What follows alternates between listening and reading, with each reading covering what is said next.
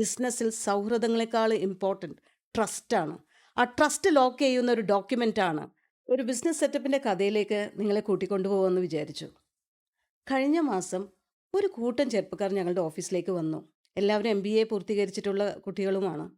അവരൊരു വ്യക്തമായ ഒരു ബിസിനസ് മോഡലുമായിട്ടാണ് ഞങ്ങളെ സമീപിച്ചത്. കമ്പനി തുടങ്ങാൻ വേണ്ടിയിട്ട്. അപ്പോൾ അതിന് വേണ്ടിയിട്ടുള്ള ഓപ്ഷൻസ് എല്ലാം ഞങ്ങൾ ഇവിടുന്ന് ഞങ്ങളുടെ ടീം പറയുകയും, നിങ്ങൾ ഇത്രയും പേരുണ്ട്, നിങ്ങൾ സുഹൃത്തുക്കളാണ്, നിങ്ങൾ ചെറുപ്പകാലം മുതലേ അറിയുന്നതാണ്, ഒക്കെ ശരി തന്നെ. നിങ്ങൾ ഇത് പാർട്ട്ണർഷിപ്പ് എഗ്രിമെന്റിനെ കുറിച്ച് ചിന്തിച്ചിരുന്നോ?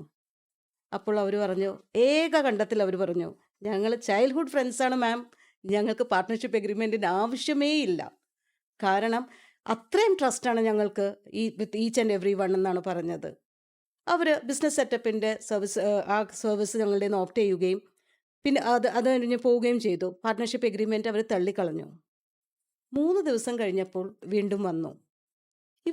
എന്തിനായിരിക്കും രണ്ടാമത് വന്നത്? കാര്യം ബിസിനസ് സെറ്റപ്പിൻ്റെ എല്ലാ കാര്യങ്ങളും വിശദമായി പറയുകയും ഓക്കെ ആക്കുകയും പോയ ടീമാണ്.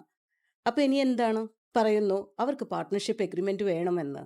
കാരണം ഞങ്ങളിത് പറഞ്ഞതുകൊണ്ട് അവർ പിന്നീട് കൂട്ടമായി ഇരുന്നപ്പോൾ ചിന്തിക്കുകയും പാർട്ട്ണർഷിപ്പ് എഗ്രിമെൻറ്റിൻ്റെ ആവശ്യകത പിന്നീട് മനസ്സിലായി.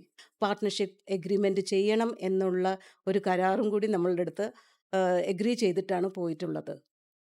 സൗഹൃദങ്ങൾ എപ്പോഴും നല്ലതാണ്, എക്കാലം വേണം എന്നുള്ളത് തന്നെയാണ് ഞങ്ങൾ പറയുന്നത്. പക്ഷേ ബിസിനസ്സിൽ സൗഹൃദങ്ങളെക്കാൾ ഇമ്പോർട്ടൻറ്റ് ട്രസ്റ്റാണ്. ആ ട്രസ്റ്റ് ലോക്ക് ചെയ്യുന്ന ഒരു ഡോക്യുമെൻ്റാണ് agreement. And if it is between partners, അതൊരു പാർട്ട്ണർഷിപ്പ് എഗ്രിമെൻ്റ് ആയിട്ട് തന്നെ നിങ്ങൾ ചെയ്യണം. ഇല്ലെങ്കിൽ വേറെയും ഓപ്ഷൻസ് ഉണ്ട്. എന്താണെന്നല്ലേ?